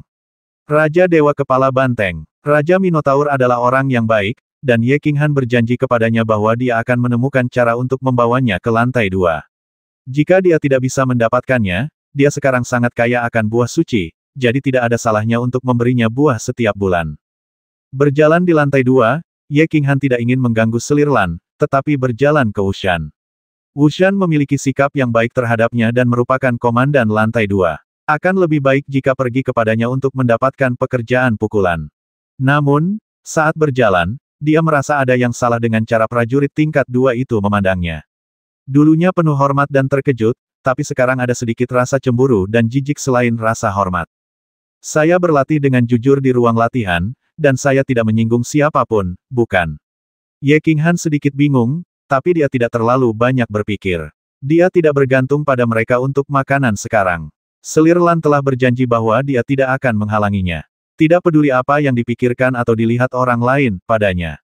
Berjalan ke koridor panjang dan di persimpangan, Ye Qinghan melihat dua prajurit di depannya dan menatapnya dengan dingin, bahkan dengan ejekan yang jelas di sudut mulutnya. Dia sedikit terkejut, dan berbelok ke kiri dengan linglung. Tanpa diduga, dia menabrak tembok besar, menyebabkan dia tersandung. Kekuatan pantulan yang besar membuatnya mundur beberapa langkah. Huff! Apakah kamu buta? Saat Ye Qinghan sedang menatap tembok raksasa itu dengan saksama, tembok raksasa di seberangnya berbicara. Suaranya seperti guntur tengah malam, yang membuat gendang telinga Ye Qinghan meledak dan sakit, dan juga membangunkan para prajurit di dekatnya. Ketika mereka mendengar kata-kata itu dengan jelas dan melihat dinding dan Ye Qinghan, mereka semua memiliki ekspresi sombong di mata mereka dan berkumpul. Ye Qinghan menyipitkan matanya sedikit dan menatap pria raksasa di depannya. Pria raksasa itu tingginya setidaknya 3 meter, sangat kuat, ditutupi rambut panjang, dan memiliki kula mirip badak di kepalanya. Dia tahu betul bahwa meskipun perhatiannya terganggu, mustahil orang sekuat itu datang tanpa dia sadari. Satu-satunya penjelasan adalah, manusia raksasa di seberangnya sengaja menekan suaranya dan langsung memukulnya. Maaf, Tuan, saya berjalan terburu-buru sehingga saya tidak dapat melihat dengan jelas. Meskipun Ye Qinghan tahu bahwa pihak lain melakukannya dengan sengaja, dia tahu bahwa kekuatan prajurit di seberangnya jelas di atas tingkat Raja Dewa. Dia tidak mengetahui distribusi kekuatan di lantai 2, meskipun dia memiliki Lan Selir mendukungnya, tetapi lebih baik tidak menimbulkan masalah, jadi dia menundukkan kepalanya dan meminta maaf. Maafkan aku, katakan saja maaf jika kamu memukulku. Bagaimana kalau aku tidur dengan istrimu dan meminta maaf lagi padamu? Pria raksasa itu jelas tidak mau menyerah. Ada cahaya dingin di matanya, dan auranya bergetar, langsung menutupi Ye Qinghan, berteriak dengan suara yang dalam, berlututlah untukku. Ye Qinghan semakin menyipitkan matanya, tetapi sudut mulutnya sedikit terangkat. Mereka yang akrab dengannya akan tahu bahwa dia sangat marah, dan orang ini berani memanfaatkannya. Istrinya bercanda, ini telah membuatnya menjadi pembasmi. Dia melirik pria raksasa itu, lalu ke para pejuang yang mengawasi di sekelilingnya, dan akhirnya melihat Wu San berjalan tergesa-gesa di kejauhan. Dia tersenyum cerah dan berkata, aku malu, aku tidak punya kebiasaan berlutut. Aku tidak punya kebiasaan berlutut. Aku tidak punya kebiasaan berlutut. Juga tidak tahu cara berlutut. Bagaimana kalau kamu meniru satu untukku? Wow, setelah kata-kata Ye Qinghan jatuh, ada keributan di tempat itu, dan mata pemimpin tim dan prajurit yang tak terhitung jumlahnya yang tinggal di lantai 2 menjadi panas. Awalnya, Ye Qinghan meminta maaf dengan cara yang rendah hati, dan mereka sedikit tidak tertarik, dan itu bukan pertunjukan yang bagus. Tapi sekarang mereka tidak menyangka bahwa dalam sekejap mata, Ye Qinghan akan menjadi seperti harimau yang ekornya digigit dan jarumnya terlihat. Ye Qinghan tidak tahu siapa orang di depannya dan mengapa dia sengaja mencari masalah, tetapi banyak orang di tempat itu mengetahuinya dengan baik. Manusia raksasa itu bernama Long Kui, dia adalah seorang pejuang di puncak alam Raja Dewa, tetapi dia hanya menyempurnakan kristal ilahi untuk mencapai puncak. Kekuatannya kira-kira tingkat pertama atau kedua dari alam Raja Dewa. Para prajurit yang memurnikan kristal dewa awalnya memiliki status rendah di dunia dewa, tetapi Night Sade ini bekerja dengan baik di lantai 2 Gunung Yudi dan menjalani kehidupan yang sangat nyaman. Mengapa orang lain baik padaku, tapi ayahnya, Long Ni, adalah orang terkuat di level 2. Dikatakan bahwa dia telah mencapai level Dewa Perang level 6. Tapi entah kenapa saya tidak naik ke lantai 3 dan 4, melainkan menikmati kedamaian dan ketenangan di lantai 2. Alasan menemukan masalah juga sangat jelas bagi semua orang, dan mungkin inilah yang dimaksud Long Ni. Diisyaratkan bahwa tujuan utama memberi pelajaran pada Ye Qinghan kepada putra sembrono ini adalah untuk memberikan peringatan kepada Selir Lan yang begitu sombong karena dukungannya. Jangan menganggap dirimu terlalu serius, kamu bukan satu-satunya yang ada hubungannya dengan Selir Lan. Ye Qinghan belum pernah mendaki Gunung Lima Kaisar, yang paling penting adalah kekuatannya hanya pada level A Tuhan Jenderal, tapi dia tidak sama dengan orang-orang tua itu, nikmati perlakuan yang sama. Hal ini sudah membuat mereka tidak puas, mereka tidak menyangka dia bisa keluar masuk ruang latihan nomor 1 sesuka hati dan tinggal di sana selama 3 bulan. Hal ini membuat Long Ni dan yang lainnya merasa seperti telah ditampar wajahnya dengan keras, yang menyebabkan apa yang terjadi hari ini. Di antara mereka, kata Pan Pan, Ye Qinghan tidak tahu dengan jelas, dia hanya tahu bahwa pria raksasa yang tampak seperti orang utan dan kesuksesannya ini membuatnya marah. Saya ingin Kuan Wen Wen, dia selalu menjadi orang yang sangat baik dan tidak suka menimbulkan masalah, tetapi bukan berarti dia takut akan masalah. Bagaimanapun, dia tidak bisa keluar dari tempat terkutuk ini, dan cepat atau lambat dia akan mati, jadi dia lebih memilih kematian yang bermartabat. Kepala Night Sade tidak mudah digunakan, jika tidak, dia tidak akan memilih untuk memurnikan kristal ilahi untuk sebuah terobosan. Tapi itu tidak menghentikannya untuk mendengarkan arti kata-kata Ye Qinghan. Jadi dia tersenyum sinis di wajahnya yang berbulu, dan saat sudut mulutnya melengkung, rambut kasar di wajahnya mulai bergetar, menjadi sangat ganas orang menyebalkan kecil, maksudmu, memintaku berlutut untukmu. Aku tidak mengatakan itu, tetapi jika kamu ingin berlutut untukku, aku masih bisa menahannya. Kemarahan Ye King Haniu menjadi lebih buruk, dan dia menggunakan mantra yang biasa dia gunakan. Wow, kata-kata Ye King Han kali ini menyebabkan kejutan yang lebih besar. Semua orang memandang Ye King Han dengan mata yang tampak seperti orang mati. Tuan muda, Anda adalah Tuan muda Long Kui, jadi bukankah Anda ayah dari Tuan Long Ni? Ayah dari Dewa Perang kelas 6, dewa kecil ini luar biasa. Luar biasa. Ye King Han merasakan ada yang tidak beres begitu dia mengucapkan kata-kata itu bukan karena kekuatan ilahi yang muncul dari Night Sade, atau karena tatapan semua orang. Tapi, dia melihat Wu San benar-benar berubah ke bagian lain bahkan tanpa melihat ke sini, seolah-olah dia tidak menyadari konflik di sini. Tentu saja ia tahu jika terjadi konflik akan sangat merugikan dirinya, belum lagi Raja Dewa Gorila itu satu tingkat lebih tinggi dari dirinya, ia pasti tidak akan mampu mengalahkannya. Anggap saja begitu perang dimulai, jika petinggi menuntut tanggung jawab, saya pasti akan dimanfaatkan. Yudisan tidak diperbolehkan bertarung secara pribadi, jika ada konflik, kamu bisa naik ring untuk bertarung. Jika ada yang berani memulai perang, itu akan menjadi tantangan terhadap tekanan Kaisar Hujan. Awalnya, ketika dia melihat Wu San datang, dia berpikir bahwa dengan Wu San di sini, gorila ini pasti tidak akan berani mengambil tindakan. Sekarang Wu San telah berubah menjadi sebuah lorong.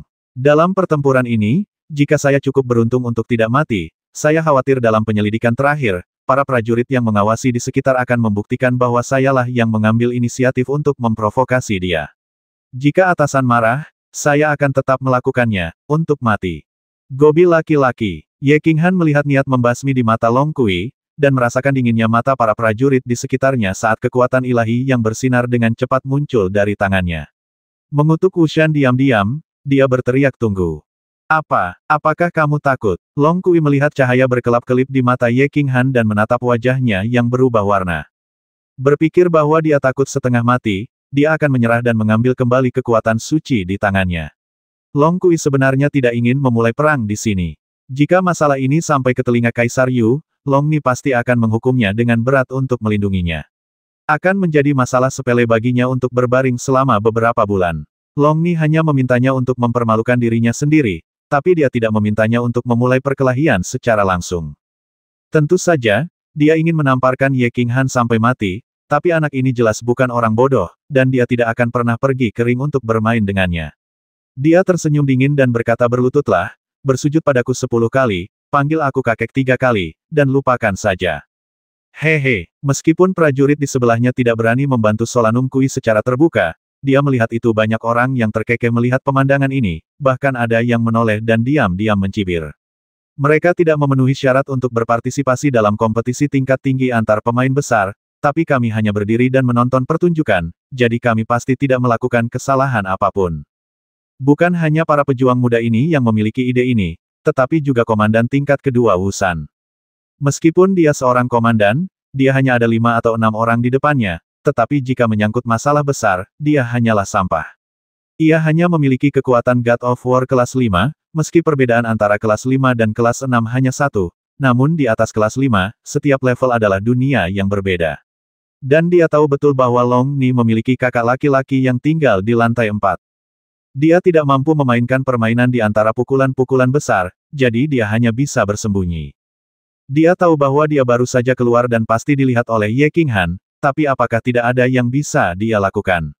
Matanya berkedip beberapa saat, dan dia berjalan menuju aula kecil Selirlan. Dia meminta instruksi kepada pemimpinnya terlebih dahulu. Jika terjadi sesuatu, pemimpin akan menjaganya, bukan? Adapun apakah Ye King Han akan dipukuli sampai mati oleh Night Sade sebelum Selirlan bergerak, itu bukan kendalinya. Namun, dia baru saja mengambil beberapa langkah ketika dia menerima pesan di telinganya, menyuruhnya untuk berhenti. Dia menghentikan langkahnya, dan setelah terkejut sesaat, dia tiba-tiba mengeluarkan kilatan cahaya, berbalik dengan tegas, dan berlari menuju jalan pulang. Sayang sekali, kamu salah paham maksudku lagi. Ye King Han tertawa. Awalnya, dia berencana untuk berbicara dengan Night Sade ini tentang alasan dan aturan, untuk menakut-nakuti dia, untuk membuatnya ragu dan tidak berani mengambil tindakan.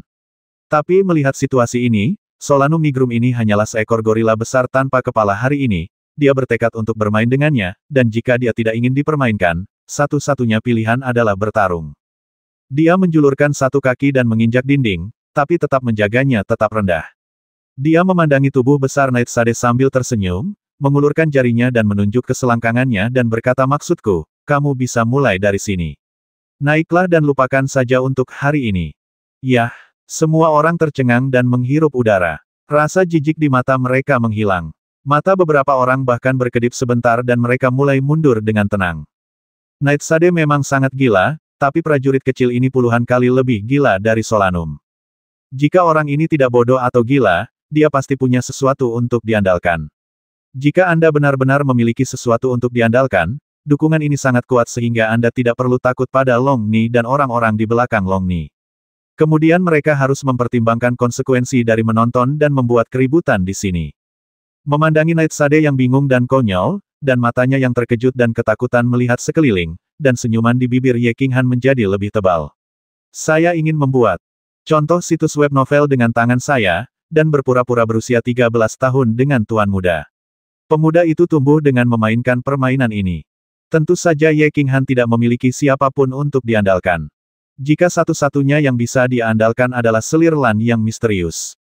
Dia tahu betul betapa kuatnya Lan Fei. Dia bisa melihat mereka yang secara terbuka melanggar aturan, dan diam-diam bisa memasuki alam jenderal dan prajurit dewa untuk melakukan serangan balik tanpa ketahuan oleh 5 penjaga. Dia bisa melihat betapa berharganya dewa membasmi pedang, dan dia bahkan tidak serakah sedikit pun, bagaimana orang yang memiliki keinginan bisa menjadi orang biasa. Dia tidak tahu apakah selir Lan menyukainya, tetapi dia tahu bahwa selir Lan suka bermain dan ingin mempermainkannya sampai mati. Karena dia ingin bermain, dia pasti tidak akan membiarkan orang lain mempermainkannya sampai mati terlebih dahulu. Selain itu, dalam situasi saat ini, dia tidak punya jalan keluar, harga dirinya mencegahnya untuk mundur, dan prinsipnya mencegahnya untuk mundur. Jika dia berhenti, apakah dia akan tetap menjadi Ye Qinghan? Kemudian dia melihat Wushan bergegas di kejauhan, dan senyuman di bibirnya menjadi lebih cerah. Senyuman cerah ini, dan tangan yang menunjuk ke selangkangannya, jelas sekali bahwa Night Sade sangat tidak menyukainya. Jadi dia memilih cara yang sangat langsung. Dia mengambil tindakan, dan dia mengambil tindakan dengan amarah. Kekuatan ilahi merah menyala mekar di tangannya, seperti bola api yang berkobar, mengenai senyum cerah Ye Qinghan. Dia benci senyuman ini, jadi dia ingin menghancurkan wajah tersenyum itu menjadi beberapa bagian. Namun, yang membuatnya bingung adalah mengapa senyuman anak laki-laki ini tidak berkurang meski dia melihat pukulan amarahnya. Bahkan tidak bergerak. Apakah orang ini ahli dalam penyamaran? Tetapi ayahnya memberitahunya dengan jelas bahwa anak laki-laki ini hanya memiliki budidaya jenderal dewa tingkat pertama. Keraguannya terjawab pada detik berikutnya. Sebuah telapak tangan ringan melayang, melingkari tinjunya, melingkari bola api di tinjunya, dan menjatuhkannya ke belakang. Longgi, kenapa kamu begitu bingung saat menggunakan kekerasan di Gunung Yudi? Wajah Wushan agak gelap. Tentu saja, bukan karena Solanum menggunakan kekerasan di lantai 2. Karena pesan selir Lan dia memintanya untuk datang dan melihatnya. Maksud Lan Fei sangat umum dan tidak jelas, tetapi dia harus datang. Dia tahu bahwa tidak menyenangkan berpartisipasi dalam permainan antara orang-orang besar ini, sangat tidak menyenangkan. Night Sade diam-diam dipegang oleh tangan seseorang, lalu dia terkejut dan berjalan keluar, merasa terkejut. Meski kekuatannya tidak tinggi, namun yang berani menyerangnya bukanlah orang biasa. Setelah dia melihat bahwa itu adalah Wushan, dia menghela nafas lega. Terutama setelah mendengar kata-kata Wushan dan melihat tatapan yang dia berikan padanya, Long Kui merasa lebih percaya diri. Wushan adalah pemimpin nominal di lantai 2. Jika orang biasa menggunakan kekerasan, apalagi memarahi mereka dengan bijaksana, seolah-olah mereka mencoba membujuk mereka. Saya khawatir dia akan membasmi seseorang secara langsung. Yang terpenting Wushan juga mengedipkan mata pada dirinya sendiri, apa maksudnya ini? Hal ini menunjukkan bahwa Wushan, seorang pemimpin kecil, masih sangat takut dengan orang tuanya sendiri, sepertinya dia ingin menjadi pembawa damai. Night Sade sedikit bangga pada dirinya sendiri karena mampu memikirkan banyak hal dalam sekejap mata. Hanya, pembawa damai. Bisakah masalah ini diselesaikan? Orang menyebalkan kecil ini tidak hanya menghina dirinya sendiri, tapi yang terpenting, dia menghina ayahnya, dan sekarang dia begitu sombong hingga membiarkan dirinya masuk ke selangkangannya. Paman saya bisa mentolerirnya, tapi bibi saya tidak bisa. Night Sade dengan cepat mengambil keputusan, berpikir bahwa ayahku pun pasti tidak akan melepaskannya. Jika masalah ini diselesaikan, di mana dia bisa menyelamatkan mukanya? Di mana saya bisa meletakkan wajahnya? Di mana dia bisa menempatkan martabat pamannya yang tinggal di lantai 4 jauh di atas? Jadi, wajahnya menjadi muram, dia menatap Wu San dan berkata, Komandan Wu San, aku memberimu wajah ini, minggirlah, masalah hari ini tidak akan terselesaikan. Apa? Wu San berkedip, sedikit sulit dipercaya melihat Night Sade. Setelah tertegun sejenak, tiba-tiba dia terbangun. Ada rasa sakit yang tumpul di bagian kerisan, dan telurnya hampir pecah. Aku mengutuk Long Ni Yingming karena melahirkan anak laki-laki yang bodoh. Apa kamu benar-benar berpikir begitu? Gunung Yudi milik keluarga panjangmu. Sorot matanya jelas memberitahunya bahwa ada beberapa hal yang tidak boleh dilakukan di atas panggung. Bukankah keluarga panjangmu hebat? Lakukan saja secara diam-diam, jangan menyeretku ke dalamnya. Tanpa diduga, si idiot ini mengira dia memohon padanya, apakah dia takut padaku? Mengapa Anda mengatakan bahwa Anda juga adalah komandan tingkat kedua di permukaan, tetapi sebenarnya Anda mengatakan bahwa Anda menunjukkan wajah Anda sendiri? Jika Anda bukan bosnya, wajah Anda akan lebih buruk daripada tisu toilet di jamban. Longgi, kamu berani mengambil tindakan. Jangan salahkan bawahanku karena kejam. Karena orang lain tidak memberinya wajah, Wushan tidak punya pilihan selain tidak memberinya wajah. Jika dia tidak lebih tangguh, dia menang tidak bisa menghadapi Selirlan. Tanpa gengsi, bagaimana saya bisa tetap nongkrong di lantai 2 di kemudian hari? Apakah ini panglima tertinggi? Dia melihat dinginnya mata Wushan dan kekuatan suci samar yang muncul dari tangannya. Wajah Night Sade menjadi gelap gulita, bahkan lebih gelap dari rambut hitam di wajahnya. Bahkan jika dia bodoh, dia tahu bahwa Wusan benar-benar marah, jika tidak, dia tidak akan melepaskan kekuatan sucinya di depan semua orang.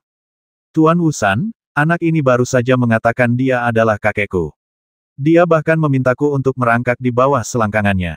Solanum melirik Ye Qinghan dengan kesal, yang berdiri malas di belakangnya, lalu merendahkan suaranya dan berbicara dengan Wusan. Maksudnya sangat jelas, ini bukan hanya soal wajahnya, tetapi juga menyangkut wajah ayah dan pamannya, peringatan dan paksaannya sangat jelas.